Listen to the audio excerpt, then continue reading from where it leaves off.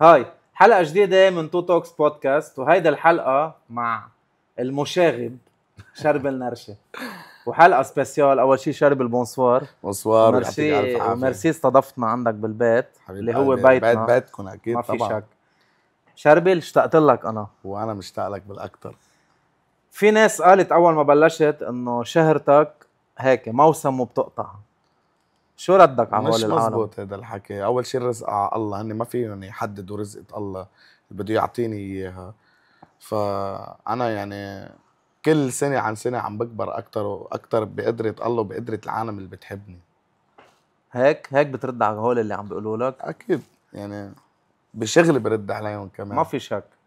شربل، كيف بلشت مشوارك وأول خطوة جدية بحياتك؟ بتذكر كيف كان أمتين كانت وكيف كانت؟ هلا بدي خبرك كتير قصص يعني عنه. أنا كنت صغير وما كنت بعرف إنه بهذا المجال في كتير صعوبات إني أوصل لهون، وما كنت حتى متوقع يعني أنا صير بهذه المرحلة اللي أنا فيها هلا. والحمد لله كتر خير الله، يعني الله عطانا أكتر ما بنستاهل وبعد بدنا نكمل يعني. فكتير تعذبت وكتير قطعت بقصص انحط بمواقف يعني كيف بدي اقول لك بشعة وكذا، وتعذبت كتير يعني لو وصلت لهون. والحمد لله لقيتهم يعني. بتنبسط وقت حدا يقول لك كنت تاخد من 5 سنين $50 و$100 على الحفلة؟ ليش مين ما كان ياخد 50 و$100 على الحفلة أول ما بتنبسط بلش. كيف كنت وكيف صرت؟ أكيد. ما بتزعل لأنه قد ايه مرقت بصعوبات؟ هلا انا بنبسط لانه وصلت لهون، بس كمان بس انه اتذكر القصص اللي قبل يعني اكيد ما راح اكون مبسوط، لانه كنت يعني كان بدي كتير صعوبات يعني لاوصل للشغله اللي بدي اياها. كنت تتعذب. اكيد. مين أول شخص آمن بشرب النرشة؟ اول شخص امن فيي والوالد يعني الله يخلي يطول لك إياه. بعمره والعائله كلها يعني عائله موسيقيه، وبلشنا شوي شوي لحتى الله هيك نعم علي وفتح بوجهك. كتر خير الله. شو كانت أصعب مرحلة بتذكر كتير منيح وما بتنسيها إنك مرقت فيها؟ أه أصعب مرحلة والله هيك عم تصعب علي شوي بالسؤالات. بس إنه يعني أصعب مرحلة كيف كانت العالم بالسهرة تتعامل. يعني أنا مثلا روح أسهر بمحل، والمطرب اللي بيكون عم يغني الله يوجه له التحية والخير يعني مين ما كان يكون، يعني ما في حدا معين، يعني كان هيك في شوية تكبر ويفكروا انه انا بدي اخذ له رزقتهم، وانا بالعكس يعني ما بدي اخذ لا رزقة حدا ولا شيء. انا بدي اكبر وصير مثلهم مش محلهم يعني. في شي مرة من بعد الصعوبات اللي واجهتها قلت أنا ما بقى بدي غني؟ كتير كتير مرات وصلت لمراحل خلص قلت ما بدي غني؟ قلت حيجي نهار واذا رجعت انعادت هالقصص اللي صارت معي ما بقى حكمل. بس انه الحمد لله يعني كل مرة بيصير معنا شيء شكل. طب شربل، انت بتعد حالك هلا عملت ضربة او بعد؟ انا مش بعد حالي، انا عملت ضربات مش ضربة. و ترندات كتير. ترندات كتير يعني انت بتعرف حتى يعني وقفت على الحاجز؟ انا توقفت، ما حدا ما بيتوقف على الحاجز الله يوجه. عملت ترند كتير قوية على الحاجز ما منوقف، وعملت ضجة دورية. وكتير عالم هجموك عليها، مع انه كل العالم كانت تنزلها وتصور عليها. صح مزبوط. وهي انه انا اكيد ما بقصد انه شيء عن الدولة يعني. صح. لانه الدولة هي فيها توقف مين ما كان ولو مين ما كان. هي بالنهاية ترند غنية يعني، هي بالنهاية غنية، وحتى مش انه يعني انا مؤلفة، يعني في كتاب هن بيكتبوا لي اياهم وانا بغنيهم، انا بغنيهم على المسرح يعني. واكيد ما بنقصد حدا يعني، كل دولة على راسها. بس عملت لك ضربة هيدي الترند. عملت لي ضربة كتير كبيرة. ضربة كتير كبيرة. وزاد شغلك من بعدها شربل؟ اكيد كل مرة كان عم يكون في ترند مش انا شخصيا ماني متوقع له، فكان عم يكون كل ترند اقوى من التاني. يعني كل مرة عم بضرب بترند عم بنشهر من وراه يعني اضعاف. شربل، بدي اياك تخبرني بس للعالم تعرف نحن شركة الانتاج تبع شربل نرشة. تو ميديا وتو برودكشن. وبدي وجه تحية لألي عوض اللي هو الجندي المجهول أصلا. هو أكيد معك على الأرض. تحية ومدير الأعمال الناجح صراحة. قد ايه عمل إلي معك نقلة نوعية على الأرض؟ لك إلي صراحة شيل إنه هلأ إنه أنا وياك قاعدين. إلي عوض سهل كتير طرقات كانت صعبة علي كتير، ووقف حدي وقفات. يعني مش هقول لك ما حدا بيوقفها، بس انه وقف حدي وقفة خي ودعمني للاخر وعمل واجباته اكتر. وانا واليه يعني ما بينعد انه انا وياه شغل، نحن اخوه اكتر من الشغل. اصلا الله يخلينا لبعض ثلاثتنا. اكيد انه وعنا انت العيلة التانية اللي هي الفرقة الموسيقية كمان انت اللي بظهرنا، والشباب البي ارية اللي انت بيشتغلوا القصه معنا. كلها خيي جعله. حبيبي شربل، انا بدي اخبر العالم انه مرة طلعت مع شربل على سوريا. اول شيء طلبوا منك المتعهد بليز ما تغني شيء الا اي ويل جو اب. صح مزبوط. هيدا الترند اللي هزت الدنيا، مع انه هي ما فيها كلام كبير ولا فيها كلام صعب، هي كلامها هين والولاد حفظوها قبل الكبار. كيف طلعت معك اي ويل جو اب؟ اي ويل جو اب كنت قاعد انا وحبيبه قلبي اسمها فابيان، عم نحكي وكذا وعم اغنيها قدامها بالعربي، هي صارت تقول لي بالانجلش. انا قلت لها انه رجعي عيديها سوري، رجعي عيديها بس لحتى ارجع اسمعها.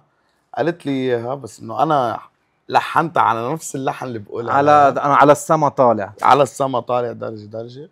فعملت I will go up to the sky step by step your teacher is شارب النرشي. طلعت هيك انا قلت انه انا عم اقولها كثير حلوه، بكره العالم بس انه يتغنى شيء قبل منه مغنى، ما حدا مغنى انجلش مفوته بالعربي وعمل هيك يعني فكره مش ممكن يتوقع الانسان بحياته. طلعت غنيتها لاي ويل جو اب بسوريا بوادي النصارى، كانت معك كسرت يعني الدنيا. نمت ووعيت. صح. نمنا على شيء وعينا على شيء. وعينا على شيء كبير. وشربل هيدي الترند اللي العالم قالت عنها سخيفة، أنا ما بقول عنها سخيفة، بقول عنها هي نهفة منك. أنت قلتها على المسرح، هي اللي فتحت بواب لكتير حفلات، وهيدا صدقا لأنه أنا بعرف هذا الشيء.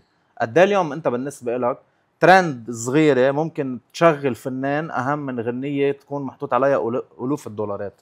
هلا هي 3-4 كلمات يعني منا انا حتى ما كنت متوقع انه هي تكون هالقد شيء كبير هي. بس انا باكد للعالم انه انا هيدي الاي ويل جو اب طلعتني درجات كتار وانبسطت كتير قد الدنيا. يعني العالم صارت تنفعل معي فيها، ما في حدا منه حافظها، ما في محل ما بوصل بيعيطوا لي اي ويل جو اب ويور تيتشر شارب النرشي، ما في حدا ما بيعيط لي اي ويل جو اب وبيغني لي اياها، ومين ما يشوفني حتى بيعرفني ولا ما بيعرفني. فيش جديد هيك شي ترند جديد عم تجهزها هلا من دون علمنا نحن؟ هلا عم جهز لشيء ما حدا بيعرف، حتى الشركه حتى المدير الاعمال ما بيعرف فيها. فيش جديد يعني. فيه هلا خليتني صرح انت. شربل كيف تتعامل مع الانتقادات والعالم اللي بينتقدوك؟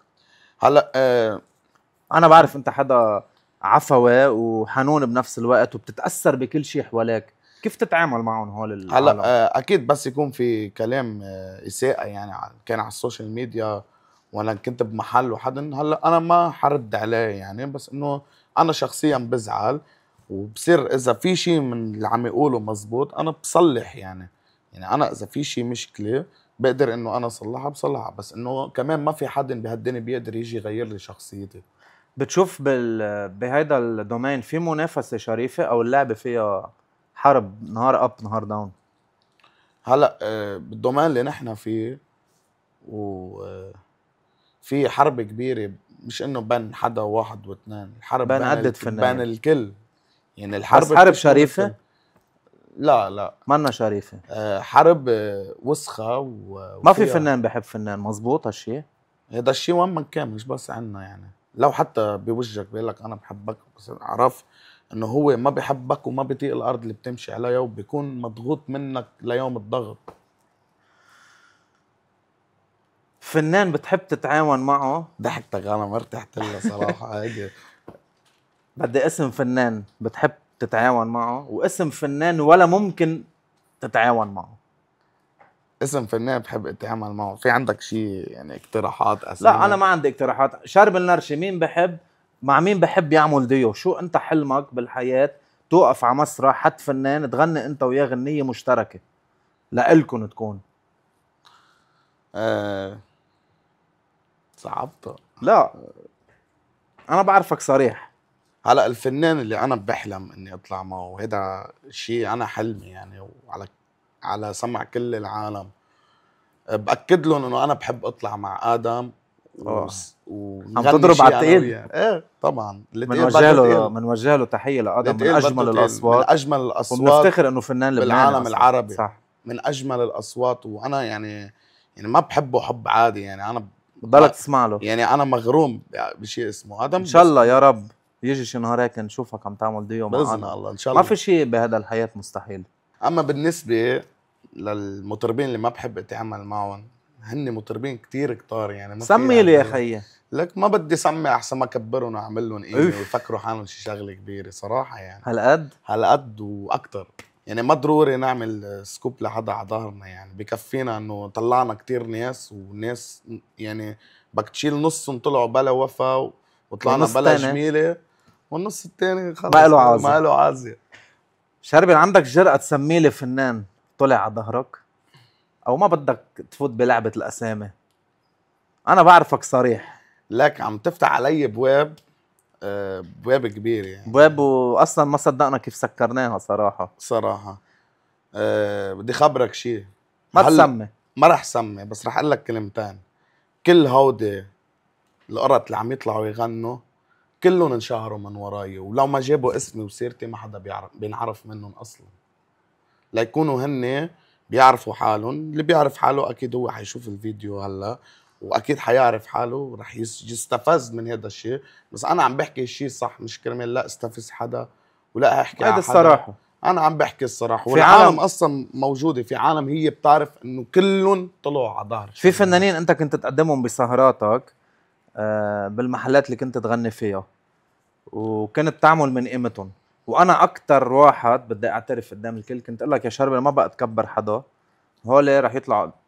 كنت تعلق معي تقول لي هولي اصحابي وفايتين بيتي. 100%. انا يعني كنت اعمل باصلي، بس من بعد ما قطع علي بالحياه تعلمت من كيسي انه ما حدا منيح، ما حدا منيح، وما حدا بيحفظ لك جميل. كلهم منكرين اصل، كلهم بينكروا اصلهم وبينكروا انه حدا طلعهم. وانا ما حدا غيري اللي طلعهم. كلهم كانوا يوصلوا لعند المطربين على الحفله يترجوهم ليطلعوا يغنوا، ما حدا يطلعهم يغني، لانه بيعرفوك. يمكن هن بيعرفوكم انه حتطلعوا بلا اصل. بس انا كان كتير قلبي طيب، كنت اقول لا بالعكس، وانا بطلعهم معي وما عندي مشكله، وهن اصحابي واخواتي. كنت انا مفكر هيك، فطلعت غلطان. لانهم اصحابي ولا اخواتي ولا بيشرفوني انه في شي واحد من هول اللي انت طلعتهم اثر عليك واخذ حفلات من طريقك؟ هلا ما في اثنين شربل نرشي، في واحد شربل نرشي. هالقد عندك ثقة يعني بحالك؟ انا عندي ثقة بحالي وبربي كتر خير الله. بس بدي خبرك شغلة، انه انا مني حدا عادي لحتى يكون حدا يتمثل فيي. يعني بده يكون كتير شاغل على حاله ليصير مثلي، لحتى يقدر ياخد من دربي. فانه هيدا الشيء ياخد من دربي اي حدا، ما حدا، مش اي حدا بيقدر ياخد من دربي غير الكبار. هلا هذا بهذا الحكي اللي انت عم بتقوله حكي كبير. لك هلا بالنسبه لشرب النرشه عم بيقولوا انه ما في شرب النرشه الا واحد مش اثنين. 100% في واحد. هلا حينتقدوك كثير. ينتقدوا. ما بيهمني الحكي اللي بيطلع. انا بعرف حالي، وانا بعرف مين اللي طلعت ومين شهرت ولا مين عملت سكوب ولا مين كبرت. ومثل ما بكبر بصغر. 100%. صغرت حدا او بعد؟ صغرت كتير صراحة. يعني هيك ما كنت بدي صغرهم، بس هني صاروا جبروني اني صغرهم. وانتبه يعني صغروا.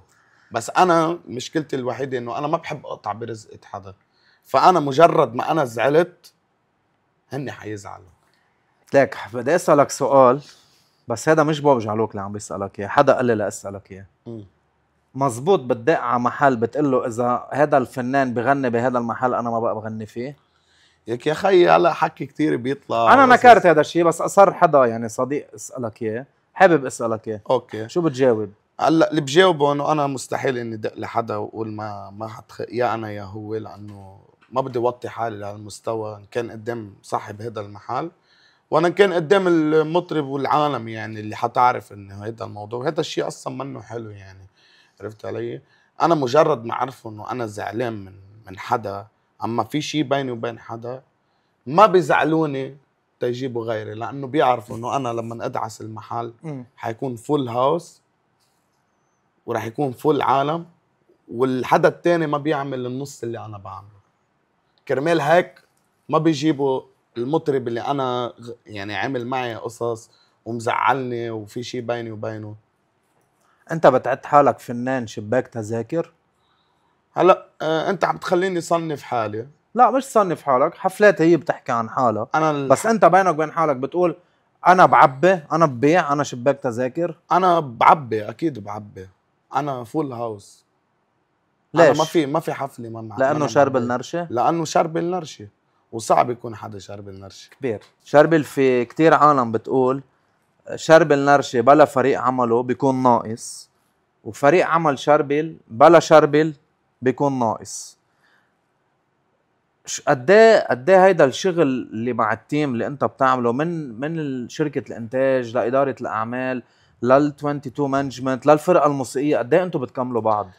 هلا بدي اقول لك شيء يا بوب، انه ما في حدا بهالدنيا بيجي ليعمل عمل وفي يكون لحاله، ايد وحده ما بتزقف. صح. يا بده يكون الفريق كله كامل مكمل وموثوق منه وبيوثقوا ببعض وفي محبه وفي خير لبعض. هون هذا الشيء بصير يكبر. فبلا فريق عمل ما فينا نحن نعمل اي شيء، يعني بلا ما نكون نحن مع بعض وايد وحده، ايد وحده وقلب واحد. نحن بس نكون ايد وحده وقلب واحد الشغل كله بيتغير وبنكبر كلنا مع بعض. يعني لما انا اكبر انتم بتكبروا، لما انتم تكبروا انا بكبر. في كتير عالم بتقول شيلوا فريق عمل شرب النرشه لحاله ما بيعمل شيء. انا اكيد ماني مع هذا الشيء، لانه لو ما شرب النرشه فريق العمل ما بيعمل شيء. طب ليش هن شو عاملين بحياتهم؟ شو عم يعملوا؟ هن هودي اللي عم يحكوا انه انا بلا فريق عملي ماشي، هن يروحوا يعملوا فريق عمل. ما حدا قدر يعمل فريق عمل مثلك. هلا كل العالم بتعمل، بس مش مثل الفريق اللي نحن عاملينه. بس مش مثل الفريق اللي انا عامله. صح. ليش؟ شو السبب؟ وبفتخر فيهم يعني ل 22 مانجمنت ولا 2 برودكشن ونحن كمان ولا اداره اعمالي اكيد انتو، يعني وشباب الفرقه وشباب فرقه الموسيقيه تبعي، يعني كله مكمل بعضه. صح. يعني كل حدا عنده شيء لإله، يعني كل حدا بالشيء تبعه قوي. صح. وانا يعني شهادتي مجروحه بالكل. ليش ما ولا فنان مثلك ومن جيلك ومن هالشباب ما قدر يعمل تيم مثل ما انت عامل؟ شو السبب برايك؟ السبب انه ما في نيه صافيه. ما في نيه صافيه. وهلا خصوصي عم تحكي هلا، يعني زمن اللي وصلنا له خيي، يعني اذا خيك يعني بيطلع منك يعني بالنهايه. انا حدهم للشباب اللي معي كلهم، وانا بعرف ولا نهار يعني حيجي نهار واتركهم. الشباب عاملين مكترين وكتر خيرهم على كل شيء بيعملوه، ونحن قوايا، نحن بنفرض حالنا وين ما نكون. صح. وين ما نوصل نحن بيعرفونا انه وين في شرب النرشي في فول هاوس. الحمد لله. شقينا ما بينا. شربل بتعد حالك انت فنان انشهرت من ورا التيك توك، ايه او لا؟ لك التيك توك له دور كبير، بس انا لما بلشت بالفن ما كان في تيك توك. يعني انا فيكم تفوتوا تتاكدوا عن مشاهدات اللي كان على الفيسبوك ولا على الانستا ولا على اليوتيوب. انا تيك توك صراحه ما كان عندي، يعني ما كان حدا عنده تيك توك اصلا، وانا كانت شهرتي قبل تيك توك بكتير. شو رايك بالفنانين اللي شهرتهم كلها اجت من ورا تيك توك؟ بضاينوا او لا؟ اللي بيطلع دغري معروف يعني خلص بيروح دغري. بس انه بشجع انه كل حدا يشتغل على حاله ليوصل محل ما هو بده. انت كسلان على السوشيال ميديا؟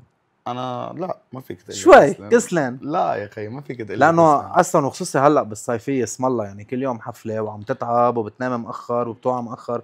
يعني نحن كشركه سوشيال ميديا معك اصلا ما عم نلحق نعمل لك شيء، لانه عم بتضلك اسم الله مفول سكجول. نحن يعني شغلنا كتير في ضغط وكتير في تعب وفي مشاوير وفي سفر وفي كونتريات مع العالم. نحن بناخد شغل يعني مش قبل بجمعة وقبل جمعتين. نحن بيحكوا معنا، وانت بتعرف يعني بيحكوا مع إلي قبل بشهر وقبل بشهرين وقبل ب5 أشهر كمان. وانت يعني كتير في ضغط ومسؤولية، وبدي نام وأوعى وبدي أوصل على الحفلة. فيمكن في شوية ضعف على السوشيال ميديا، بس نحن كمان ما مقصرين يعني. بتحس السوشيال ميديا دعمتك او هي وسيله عم تضغط عليك؟ الاثنين، بتحس الاثنين. يعني دعمتني من مال وتضغطني شوي من مال. يعني في قصص انا مجبور اني اعملهم، في قصص انا مجبور كون على الوقت اللي لازم كون نزل فيه قصص واشتغل وكذا.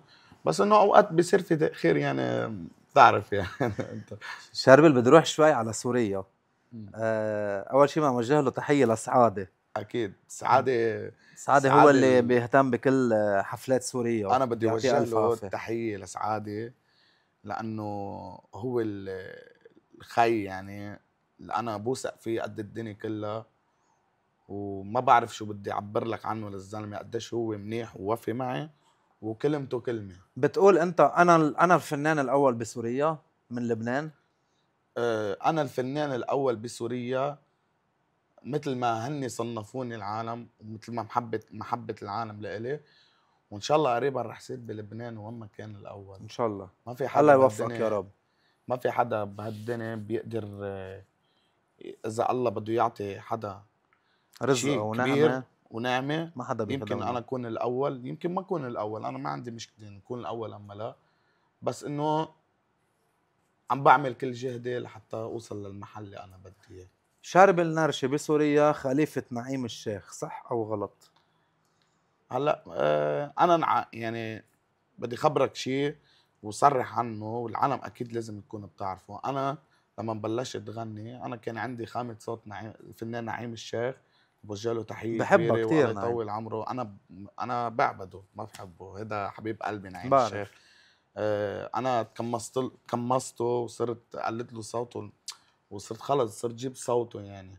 صح. يعني حتى هو لما سمعني انبسط، وانا طلعت غنيت غنيتوا أنت معه، وياه بنفس غنيت انا المسرح. وياه على مسرح واحد. صح. والفيديو جاب 5 مليون يعني. صح. اكيد هو شافه وانا بحبه كتير. يعني أنت خليفة نعيم الشيخ بسوريا؟ طبعا الي الشرف. هذا حكي كبير. الي الشرف. كم حفلة عندك من بسوريا؟ محبه، انتبه، انا من محبه عم بحكي، تكون أكيد. العالم كلها عارفه. انا من محبه عم بحكي عن نعيم الشيخ. انا العالم هي اللي صنفتني انه اكون خليفه نعيم الشيخ بلبنان وبسوريا، مش بس بسوريا.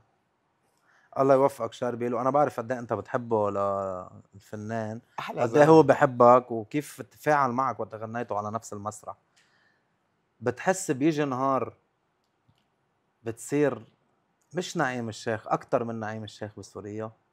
انا عم بركز على البلد السوري، لانه بعرف هونيك قد ايه بحبوك، وبعرف السكادجول. يعني انا وقت ايليا بعت لي الحفلات تبع سوريا، يعني مثلا ما بيبعت لي 3 4 تواريخ، بيطرقني 10 15 تاريخ بشهر ونص. قد ايه انت آه بتحب تطلع تغني بسوريا؟ انا كتير بحب جمهور سوريا والناس اللي فيها، وطيبتهم ومحبتهم للعالم وللمطرب اللي جاي واحترامهم. و... وان شاء الله انا اسمي حيكبر كتير بسوريا ان شاء من الله. محبة العالم بسوريا. ان شاء الله يا رب. لإلي انا رح اكبر. ان شاء الله يا رب. شاربل، في فنانين بفضلوا الشكل على الصوت، انت بتفضل الصوت على الشكل او اثنيناتهم بيكملوا بعضهم؟ هلا حلو المطرب يكون شكل وصوت وكل شيء كامل مكمل، بس انه الفنان فنان بصوته مش بشكله. بيقولوا عنك كتير مغرور وشايف بحاله. وانا انا مش بقعد بدافع عنك انه لا، شربل منه هيك، وبالعكس وكتير قريب من العالم بس انت بينك بين حالك شايف بحالك؟ انا بيني وبين حالي صراحة ما بشوف بحالي يعني، وخصوصا على الناس اللي انا بعرفها. يعني انا بخاوي الكل، بضل قريب من الكل، بحكي مع كل العالم وما عندي مشكلة مع أي حدا. وكتير بحب كون بين العالم وبين الناس وبين أهل منطقتي وبين ناسي وأهلي اللي بعرفهم. ولا مرة تكبرت على حدا يعني. بس إنه كمان في ناس إذا ما بتعرفهم وقعدت واجهتهم كنت بمحل معهم واحد، يعني خلص بصير في احتكاك. إذا كان هو الشخص يعني ثقيل، ما فيك كمان انه انت تجي كمان تضل عم تسيره كتير، لانه بصير بده يلا وبدي صور وبدي اعمل وبدي ابعت فيديو لفلان ويدقدق فيديو كول. انت هول القصص يعني بتعرفهم، ما بدهم يعني اقول لك عنهم. شربل نرشة اقوى فنان من الفنانين الصغار، وعم بفوت على الفنانين اللي إلهم زمان. مزبوط هذا الحكي بالنسبة إلك؟ مزبوط خي، لا لا حرام يعني. لا ما قلت حرام، انا عم بسألك. مزبوط. يعني انا مين ما اشوف اقوى زلمه بالجيل الجديد شربل نرشة، انا طموحي، وبلش يفوت على الجيل القديم. انا طموحي بدي اوصل للنجوميه، حقك، ما حدا فيه يوقف بطريقك. وما حدا بيقدر اصلا، ما في ولا حدا يوقف في وجهي. الله بس بده يوصلني على محل حيوصلني له. انا عم بركض واسعى كرمال اوصل للنجوميه، وما حدا احسن مني من يعني. مين بتخاف؟ انا ما بخاف من حدا، في الله بس بخاف منه. ما بتخاف حدا يقف يحط لك عصب بالدولاب، حدا يقف بطريقك؟ شو بده يعمل؟ شو بمين بده شادد يعمل؟ ظهرك خيي؟ بالله خيي، انا ما بشد ظهري بحدا، بشد ظهري بالله وبس. خلي حدا يقف بوجهي. شو بتعمل؟ بعمل اللي بدي اعمله، ما ضروري نحكي خلص يعني. الحكي منه حلو، وقت حدا يوقف بوجهي رح فرجيه انا ماذا افعل. شربل، اذا بدك تعترف اليوم باسم شخص خانك فنيا وما طلع فنيا، عم نحكي خانك هذا الزلمه، خانك فنيا او بشغلك، بتقول مين او بتقلي لا ما بدي اذكر اسمه حتى ما كبره؟ من اي ناحيه خانني يعني؟ يعني حدا كان يشتغل معك خانك، حدا كان فنان انت كبرته كمان خانك فنيا، يعني ما حفظ ماء الوجه مثل ما بيقولوا. لك في كذا حدا يعني، بس انه هلا اذا بدي اذكرهم رح ارجع اعومهم من القبور. خلص من هن فنيا القبور هن ماتوا يعني. خلص ماتوا وشبعوا موت، الله يرحمهم. شرب الشارع خلتك تخسر ناس مهمين بحياتك؟ بس مين اللي مهمين يعني؟ ما كيف بعرف. يعني مهم؟ انه ما بعرف، حدا من اصحابك، حدا فنانين كانوا قراب منك انت انشهرت خسرتهم لك مثلا؟ انا ما بخسر حدا اذا ما هو كان يعني سبب هو انه سبب، يخسرك. هو اصلا ما بيهمني يعني اذا خسرته ولا ما خسرته، غير اذا كان شخص مقرب لإلي غير شيء. بس انه اي حدا يعني هيك اجي يعمل معي شيء واخسر واما شيء، ما بيهمني، اخسر عادي. هالقد مش فارقه معك حدا؟ ما لنا فارقه معي ولا حدا.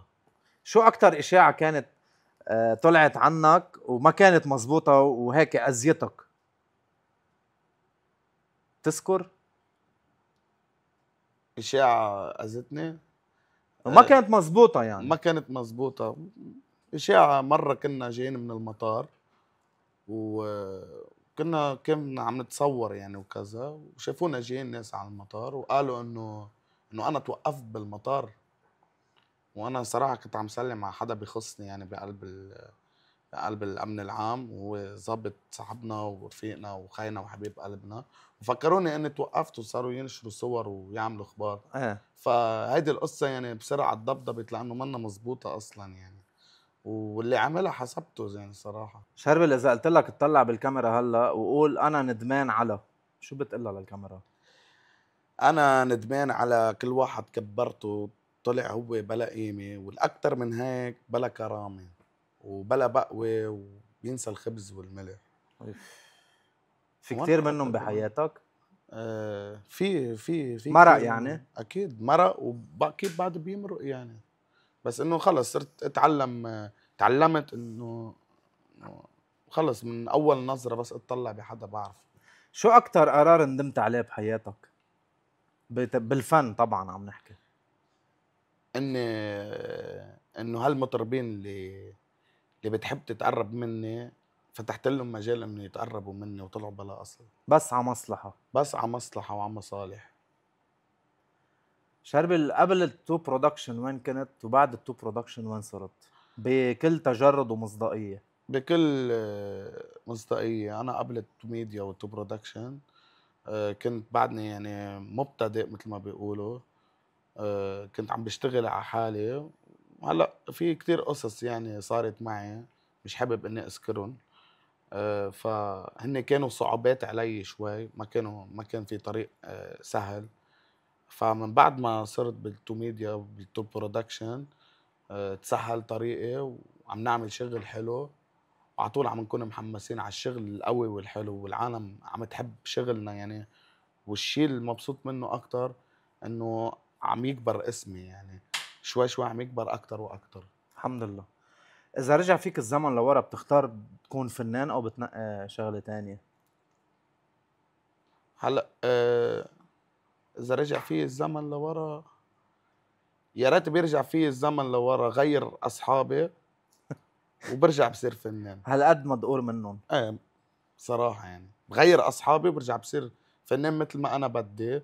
وبس اكيد يعني بكون بالتو برودكشن والتو ميديا يعني. مين أكتر حدا بتحسه من أصحابك أو من العالم اللي فاتت على حياتك وما كانوا قدها لهالفوتة وقف بطريقك؟ في كتار أو شو؟ هلا هن مش كتار، بس انه في كذا شخص يعني.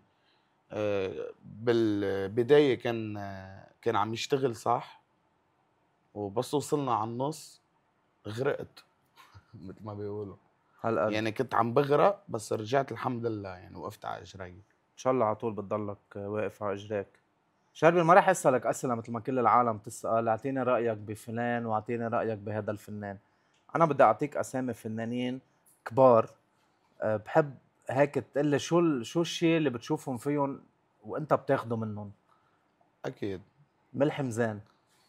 ملحم زين اكيد بنوجه له تحيه كثير ابو علي كبيره. الغالي. ابو علي الغالي طولنا بعمره، نحن من كل شيء بنتعلم منه، من اخلاقه ومن فنه ومن طريقته مع بتحبه العالم. لملحم؟ انا يعني كذا مره متلاقيين فيه اصلا بالسفر اكيد على وتعرفت عليه. الحدود وعلى سفراتنا كذا مره نكون طالعين مسافرين محل ونتلاقى فيه. والزلمه كتير متواضع صح. وصراحه يعني نزل من السياره لما شافنا وانت صراحه انت كنت معي يعني صح. وشفت.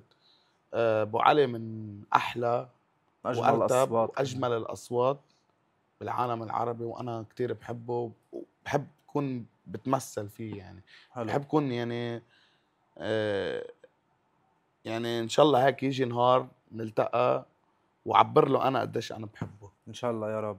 عاصي حلاني. عاصي ابو الحلاني ابو الوليد. الوليد شغله كبيره من زمان، شغله كبيره وبعده شغله بتحن كبيره. عليه لانه ابن منطقتك، ابن قبل بقلبك. البقاع، قبل البقاع خلص كل حدا عنده نفسيه خاصه فيه، وكلهم مناح وكلهم اهل الكرم واهل صح. اهل الجود. ناس من اطيب الناس، اهل بعلبك، اهل بعلبك واهل البقاع كلهم يعني من دون استثناء. اي منطقه بالبقاع كلهم اولاد عندك بيت. تحيز للبقاع انت؟ طبعا شو لكن انا ابن البقاع بن زحله، وكل حدا من البقاع بيشرفني ان يكون انا. الملك وائل كفوري. هذا معلم الكبير قصة تانية. وائل كفوري الزحلاوي. الزحلاوي. شو هيك بتشوف وقت تطلع بوائل بتقول انا شارب النرشة بدي اخد من وائل؟ شو بتاخد منه لوائل اكتر شيء؟ أه الصراحه وائل كفوري برجع بقول لك ما في كل انسان يكون 100% مثل الانسان تاني. يعني اكيد. وائل كفوري نجم لا يتكرر. لا يتكرر، نجم ثابت وجوده من قبل ما اخلق يمكن صح. انا لحد اليوم.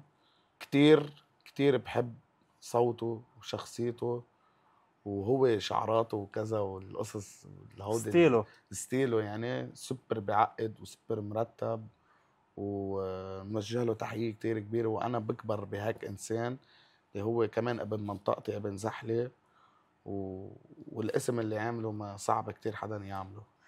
شارب بعدني بشوي باسامي الفنانين. مش من زمان طلع فيديو فايرل، كارلوس كان عم بيرحب فيك بحفلة. شو هالكارلوس شو كارلوس بدي اقول لانه لك. نايت لايف وانت بتغني نايت لايف، صح. وكارلوس تاريخ والمطرب كمان موجه له تحيه. بنكبر فيه نحن لكارلوس. شو وانا بعرف قد ايه انت هالانسان بتحبه. شو هالانسان اللي بيعقد. بتقول ان شاء الله يوصل نهار صير مثل كارلوس، هالقد ي... اشتغل، هالقد العالم تحبني، هالقد تكون معروف ان شاء الله. تتمثل فيه. ويا ريت يا ريت انا يكون عندي الشعبيه اللي عند كارلوس. العالم بتعشقه لكارلوس وانا حدا منهم. انا بنزل بسهر عنده و... وكتير بنبسط لما اوصل بعرف على قد ايه السهره. بتحبه. هو سبر نفسيته كتير منيحه مع كل العالم، صح. وما عنده اعداء، وما حدا ما بيحبه. ما مزبوط. في حدا بتقعد مع حدا الا ما بيقول لك كارلوس شابوبا. بدي اسالك اسئله شوي محرجه بس بتمنى تجاوبني عليهم مثل ما في هن. اسماء في. يا باطل. اذا خيروك تعمل ديو مع ريم السواس او ساره زكريا ومجبور تنقي وحده، مع مين بتختار ريم السويس وليش؟ او ساره زكريا. أه الصراحه انا بحبها لساره زكريا، تختار تعمل معها وكمان ديو؟ بحبها لريم السواس، بس انه انا علاقتك بساره احسن. احسن وانا بحبها لساره. هي حدا كتير مهضوم وصوتها بيعقد وصوتها حلو وعندها كاريزما. يعني هذا الشيء اللي انا بحبه بالانسان، يكون عنده كاريزما. عندها كاريزما. قويه. يعني ساره زكريا اذا بتقعد معها ساعه بتموت من الضحك. صح.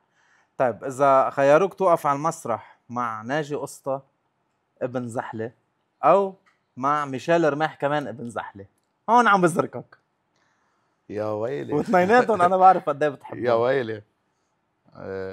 ميشو رماح، يا الله شو هالزلمه الكلاس. نفسيته هلا انا حلوه معرفي بتجنن. شخصيه بناجي القصه، ما عندي معرفه شخصيه.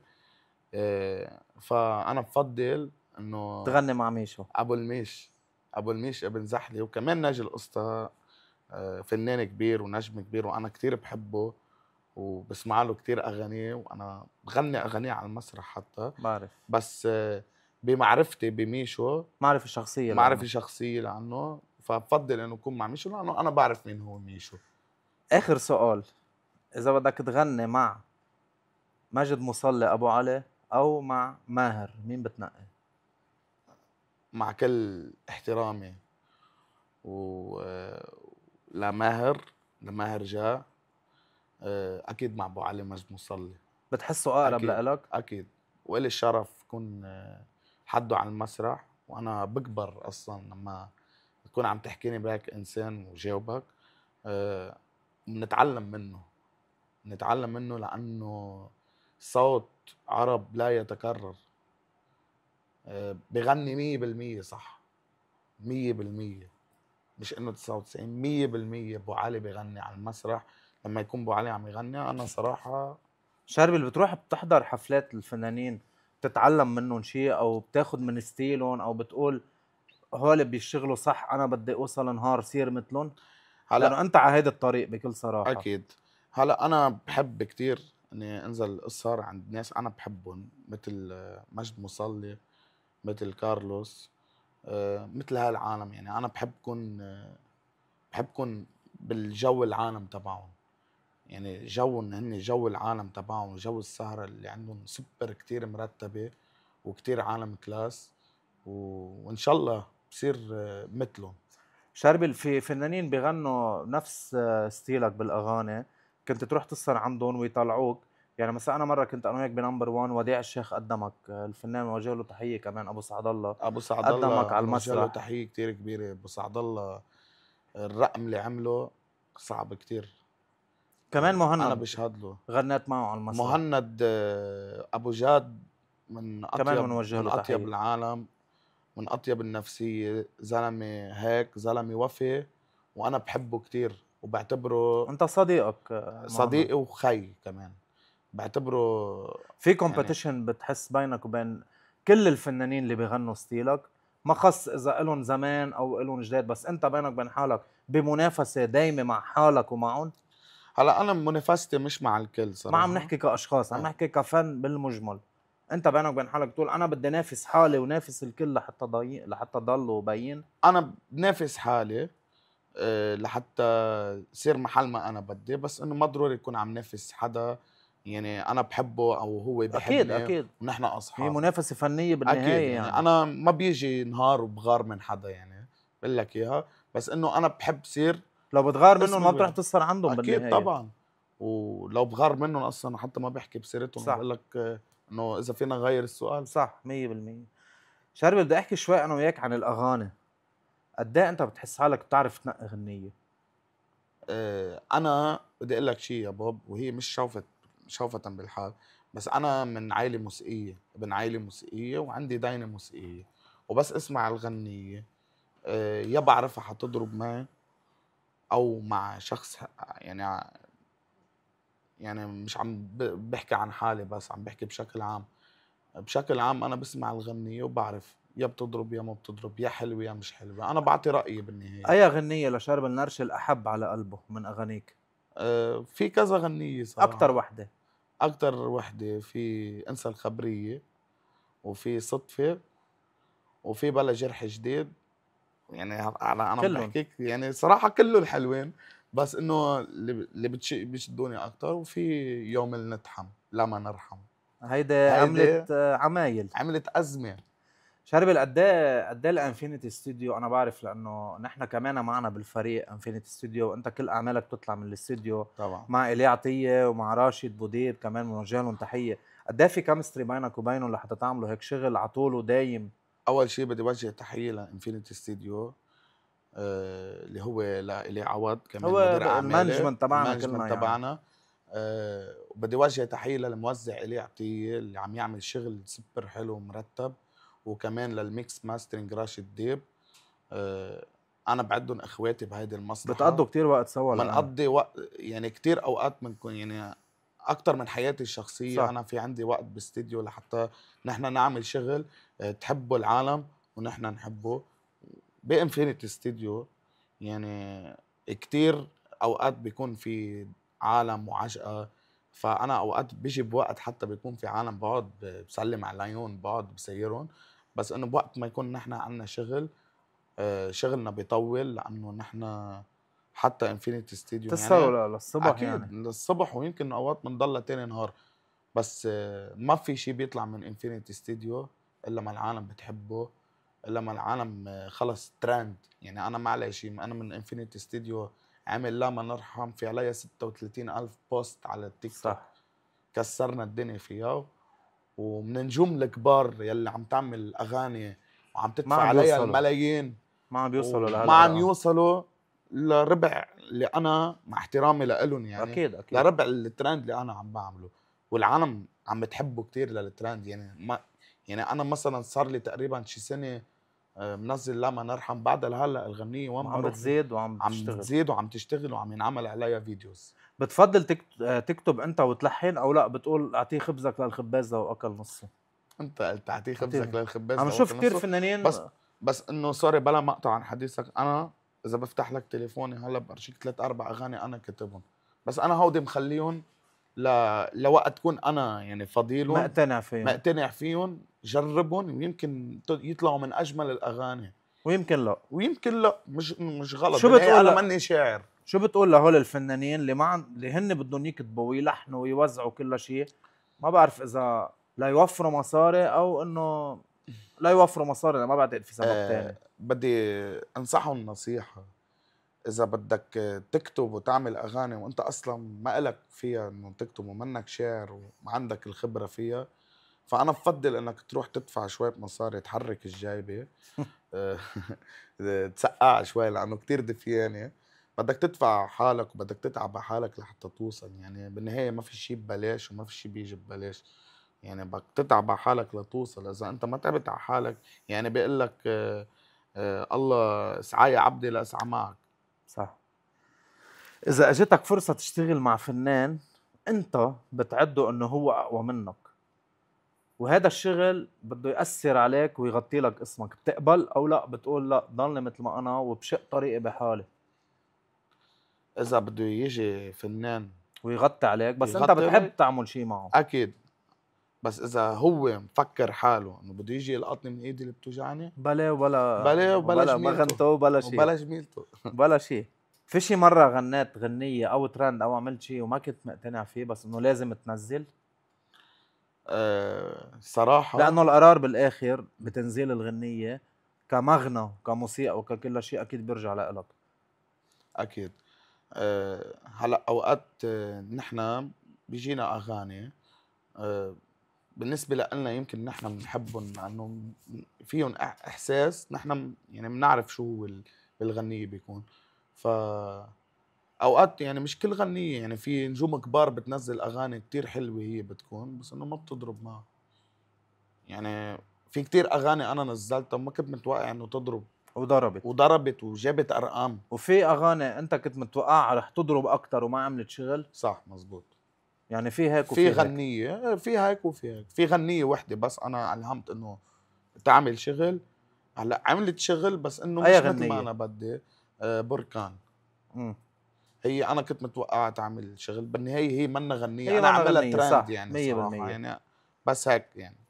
شربل اذا انت بتعتبر حالك انه الفضيحة، اذا انت حدا فضحك هذا شيء بيشهرك او بيأثر عليك؟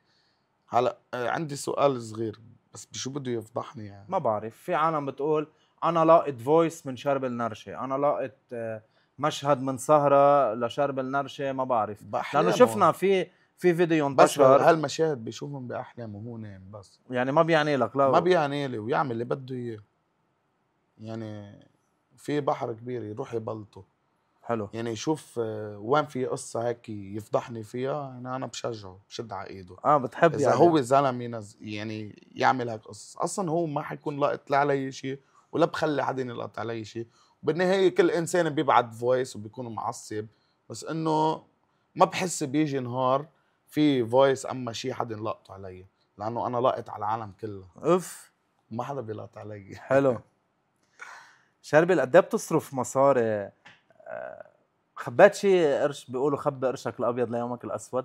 أنا خيي بدي خبرك شيء، يعني ما بعرف إذا كل العالم مثلي، أنا اللي بجيبتي مش لإلي. بعرف هذا الشيء، هذا بعلق انا وياك على طول عليه.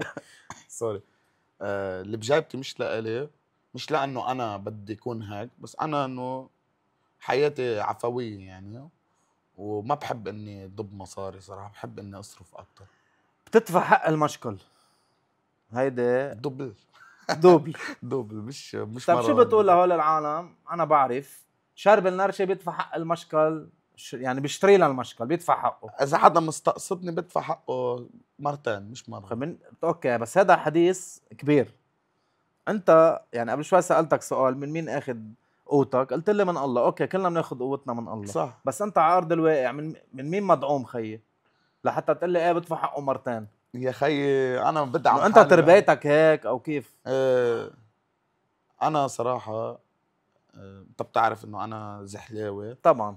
وانا ما يعني ما عم بصغر بحدا وسكرت وقبضاي هول ما مش عرفنا. قصة السجرت بس انت وقبضاي. مش كلجي خيي، بس شئنا ام انا ابينا. يعني صراحة مشكلجي اللي بده يعلق معي مش حيخلص مني. اوكي. يعني ما يفكر انه عم يفوت فوتة هو يعني رح يطلع منها بالهين. ما بيطلع اللي منها. بده يفوت فوتة بده يكون قدها. خلي شي ابن مرة يجي يعلق معي ويطلع مثل ما هو مفكر، بيكون غلطان كتير. اللي بده يغلط معي بدي اغلط مع اهله. شرب النرشة هو فنان القوات اللبنانية بعالم السهر، مزبوط ايه او لا؟ انا فنان للكل مش بس للقوات اللبنانيه، مع انه انا بوجه لهم تحيه كتير كبيره. انت بتغني للكل انا بالنهاية. بغني للكل بالنهايه وما عندي مشكله مع اي حدا، بس انه انا بدي خبرك شيء. العالم هي بتحب اكثر اني انا غني للقوات، لانه انا يعني ابن بلا هيدي زغرة البيئة. بحدا، ابن هيدي البيئه، ابن منطقه زحله. انا ما تاخذني بهالكلمه، انا مسيحي، فهن بيشوفوني اكثر من جهه القوات اللبنانيه، وانا بوجه لهم تحيه كثير كبيره. وانا عندي كثير اصحاب بالقوات اللبنانيه والي الشرف يكونوا اصحابي. شربل انا بعرف انه في كتير قسم من زبوناتك، وقسم كتير كبير من الطائفة الإسلامية ومن الإخوان الشيعة والسنة. اكيد. هذا الشيء ما بتحس بأثر عليك؟ أنا ما بشوفه بقى. بالعكس انا بينبسطوا وقت أنت انا هذا تغني. الشيء بكبرني صراحه، لما يكون في عندي الشيعه واخواننا الشيعه واخواننا السنه واخواتنا والدروز الدروز. عملت مهرجان عملت مهرجان كسر الدنيا على هذا الشيء بالحصبية. بنحكي فيه بعد هذا السؤال. بس انا بشرفني اني غني لكل العالم ولكل الطوائف ولكل الاديان، لانه لو ما هن انا ما وصلت لهون. انا ما في اجي انكر عالم، ما في خلي العالم، انا ما في يمثل انه انا بحبهم اصلا. انا عن جد بحبهم، وانا كبرت من ورا كل العالم، مش من ورا لا طائفه ولا دين. انا كبرت من وراهم كلهم. شفناك طلعت عند توني باك، شفناك طلعت عند عملت غنية للكتائب، شفناك بتنزل عند ضاحية عند إخواننا الشيعة، شفناك عملت مهرجان بالدروز. قد ايه هيدي الكومبينيشن بالطوايف وانت مسيحي وبتغني اكتر شيء للقوات؟ قد ايه كل العالم بتحبك؟ قد ايه بتنبسط فيها هيدي الكومبينيشن؟ حتى للتيار بتغني، يعني ما بدي انسى حدا حتى ما نظلم حدا، بس انا بعرف قد ايه كل العالم بتحبك وقت تغني سياسي. قد ايه هيدي يعني قليل الفنانين اللي عندهم اياها. سبحان الله، هي كمان كاريزما على المسرح. بدي اقول لك شغله، كل الناس خير وبركه، مش كل اصابعك مثل بعض. يعني طبعا. انا عندي كثير اصحاب، ان كان بالضاحيه، ان كان بعلبك، صح. ان كان بزحله، ان كان بكل المناطق، بحصبيه، بشمال، بصغرتها. يعني انا كلهم بحبوني لانه انا بحبهم كلهم. يعني انا ما بقعد بمثل على حدا وب100 وجه وهيك، انا بوجه واحد خيي. انا عندي وجه تاني بس الله يسترهم، يعني وجه التاني غير وجه الاول. يعني وجه الاول منيح، وجه التاني صعب كتير انه حدا يتفهمه. بس انا مثل ما ذكرت انت، انا طلعت عن توني باك، انا كتير بحبه لتوني باك فرنجية. جايين على فقرة السياسة وشو هلا. شو هالزلمه استضافني بقلب بيته و هلا بنحكي يعني سياسي شوي. في أكيد. قسم للسياسة. كم بدك تخبرني عن مهرجان حصبية؟ شو صار بهذا المهرجان؟ كنت ه متوقع هالقد يكون حلو؟ أنا صراحة ورح أخبرك إياها، هيدا تاني مهرجان بحياتي، تاني أجمل مهرجان من بعد حتشيت. من بعد حتشيت أكيد. تاني أجمل مهرجان بطلع على المسرح وبحس حالي أنا مع العالم، يعني أنا مبسوط أكتر من العالم لأنه هن كانوا كيفين. عم يعملوا قصص أنا ما كنت متوقعها، يعني كل غنية بغنية لإلي هن مش بس حافظينها بالعينة، صراحة بقول لك يوم شوف بس قلت I will go up شفنا. العالم من البنايات صارت تطلع تغنيها معي. شربل بدي احكي شوي سياسي انا وياك. يا باطل. شو بتقول له للدكتور سمير جعجع؟ بقول له الله يطول بعمرك والله يحميك ويعطيك الصحة، لأنك زلمة ما حدا بيقدر يكون مثلك ابدا. أبدا. توني باك فرنجية. توني باك فرنجية. تعرفت عليه وقعدت ببيته، شو حكيته؟ حكيته سياسة؟ أنا بقول له إن شاء الله بضل بيته عامر. سألته شوي كذا شغلة بالسياسة، إنه أنا ما كتير بفهم صح. بالسياسة يعني، بس إنه سألته كذا شغلة هيك عن الاقتصاد وعن وضع البلد وعن كذا، وحكي كتير معي بقصص غمق لي بالإخبار، بس إنه أنا ما كنت صراحة كنت فهمان كل هالقصص، وحكاني شوي عن العائلة وعن كتير قصص، وانبسطت بقعدتي كتير معه. الشيخ سامي جميل. الشيخ سامي جميل كمان بدنا نوجه له تحية كبيرة وللكتايب اللبنانية. أنا حدا يعني كنت كمان كنت معهم، كنت مقرب منهم وكنت شوفه على طول، ووقت تجوز كمان نحن هنيناه بعرسه، بوجه له تحية كبيرة بقول له الله يطول لي بعمرك. الوزير جبران باسيل. الوزير شبران باسيل. بعرف انا في كتير كوادر أكيد. بالتيار انت مقرب منهم. آه. هلا أنا بيسهروا عندك وبتروح بتزورهم وبيزوروك. أكيد. بدي وجه تحية كبيرة للنايب شرب المارون، كمان الله يطول لي عمره، ابنه كميل كمان بوجه له تحية، صديقك. صديقي وحبيب قلبي وخيي. بحبهم كتير، هن جماعة كتير بلا محترمين، زغرة بلا بجننوا زغرة قلب. بجميع الناس يعني. طبعا. وانا برجع بقول لك ما كتير بفهم بالسياسة يعني تيكون عندي شيء ضد حدا، ف عندي من كل حدا اصحاب. النايب وليد جنبلاط والزعيم اكيد. النائب وليد جنبلاط بقول له بوجه له تحية وبقول له آه، هيك ان شاء الله، ان شاء الله الله بيعطيك الصحة وبتضلك هيك بمحبة العالم بتحبك اياها شعب الدروز. الله يوجه لهم تحية يعني، وجه لهم تحية كبيرة. شو هالناس بحبوا الضيف بيكرموه، اهل الكرم. بيعملوا من قيمته، بتوصل تستغرب يعني ببلشوا كذا وشو بدك ولا واللي بدك اياه ونحن بظهرك وهن كتير ناس سيف بالظهر يعني. الرئيس نبيه بري. الرئيس نبيه بري. قصة كبيرة. قصة كبيرة، دولة مثل ما بيقولوا، دولة الرئيس بري. الله بتحبه انت وعلى طول يحميه. بتغني له أنا بحفلة. بحبه ويمكن بغني له على طول صح. وكل العالم بتصورني وأنا بحب غني له أصلا، في كتير عنده شعبية ناس بتحبه. اصلا انت يعني ما في حدا يختلف بالسياسة او يحبه او ما يحبه الا ما بده يحبه للرئيس بري. أكيد. ب- عنده شعبية بغض كبيرة. النظر عن الكل، يعني أنا عن جد بحبه للرئيس بري. كشخص. زلمة قبضاي. زقرته قبضاي. الرئيس سعد جبل. الحريري. سعد الحريري. كمان غنيت له. غنيت له طبعا. سعد الحريري من احلى النفسيات بهالعالم، متواضع بشكل مش طبيعي يا بوب. بتشوف حالك شي مرة معقول تنزل على النيابة يا او ريت. على شي انتخابات؟ يا ريت. بتحب؟ ايه بحب. ليش؟ يعني الله راد لقدام. بحب هيك شفنا استمع لها. فنانين نزلوا على الانتخابات البلدية، صح. أحمد دوغان مثلا، هلا له صح. اوكي زمان غايب عن الساحة الفنية، صح. بس في كتير فنانين نزلوا على الانتخابات. بتحب؟ بحب انه اتعلم هيك قصص يعني، لانه انا صراحه بتعرف يعني انا بقصص السياسه ما كتير على بفهم. الانتخابات بس كان بزحلة. هيك بزحلي وصوتت كمان. لمين؟ للقوات للي ربحوا. اللبنانيه للي ربحوا. شربي صراحة الحديث معك لا يمل، حبيبي. هيدي بكل صراحة. بس آخر سؤال بدك تجاوبني عليه بكل صراحة. اكيد.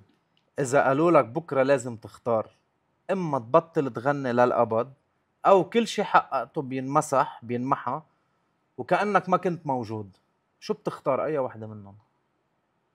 يمحوا لي كل شيء انا عملته وبضلني عم غني وبعمل شيء اقوى. إف. اذكى جواب بكل صراحه، ما كنت متوقعك تجاوب كيفني هيك. معك؟ شربل، انا بدي اقول بمقابله قبل كان عاملها معي حسين سكاينه، بوجه له تحيه، فرجاني صورتك، قلت له الطفل المدلل، انت بتعرف شو قد ايه نحن بنحبك، اكيد. بمعزل كان في شغل بيناتنا او ما في شغل، انت الطفل المدلل بهالشركه، انتو بمعزه واكبر اخواتي. دليل انه انت لحالك هلا موجود بالشركه.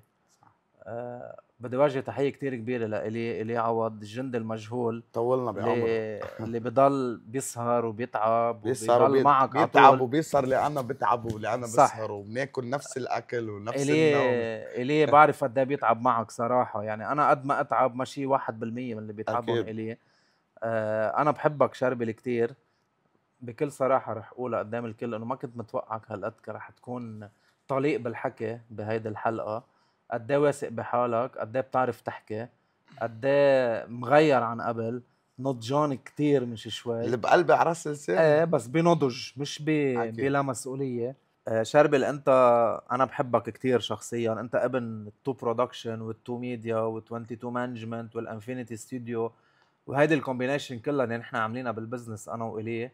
بدي وجه تحيه لكل فريق العمل، لشباب البيئريه واحد واحد، ما بدي اسميهم حتى ما انسيهم، لبوب شاليتا كمان للايجل مانجمنت، بدي وجه تحيه للانفينيتي ستوديو، راشد ديب وإلي عطيه اللي بيتعبوا معك كتير. تحية كبيرة لشباب الفرقة كلهم بكل صراحة، لأنه هن كمان سبب كبير من النجاح. طبعا. وأكبر تحية بدي وجهها أنا بالنسبة لإلي، وبدي أرجع عيدها لإلي عوض، لأنه تعبه ما بيتكافى، هاي بكل اكيد ما صراحة. بنقدر نكفي أنت بالهاي. حدا متعب، أنا بقولها على طول، شربل كتير متعب، وأنت وإلي عاملين كومبينيشن عن جد مخيفة، والعالم تحسدنا عليها هيدي بكل صراحة. طبعا. يعطيك ألف عافية شربل، أنا بحبك كتير. بدي اتشكرك لك كمان هيك على سؤالاتك اللي كتير ضايقه اللي سالتني اياها، وانا بس بدي اقول انه انه ولا سؤال شربل كان بيعرفه من قبل، والله اكيد العظيم هيدا عم بحلف، وحياة الله ما كنت بعرف ولا ولا سؤال. سؤال. شربل قدامك مستقبل كبير، ونحن لو ما شفنا هذا الشيء ما كنا بنحط ايدنا بايدك، وباذن الله ايدنا بايدك على طول، وان باذن شاء الله الله رب. كل شيء بتتمناه يتحقق وكل احلامك تتحقق، ونحن حدك، وانا معك والي معك وكل الفريق معك، انا متاكد من هذا الشيء. وتحيه طبعا. كتير كبيره لكل فريق العمل عن جد، اكيد لانه ما بدي انسى حدا. بوجه لهم تحيه تحيه لعلاء كلهم. كمان اللي هو بيصور مصور الكبير. وبدي وجه تحيه لخيك وديع اللي هو مايسترو الفرقه كمان، له معك طبعا زمان، بيتعب كتير معك. بوجه له تحيه شربل كتير انت كل كبيره. العالم تتحمل منك، انت ما بتتحمل حدا. ايه فيها وجهه نظر هيدي الخبريه صح.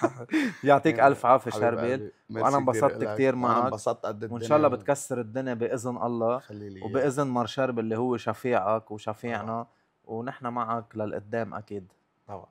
ميرسي لك كثير، وبدي كمان اتشكر الي عوض، يعني شو ما بنعمل ما بنكفيه. هذا مدير اعمال والخي وكل احد وخينا ضروري الكبير. يدفع اللي لازم وكل يدفع. احد كل يوم اصلا كل يوم لازم يدفع.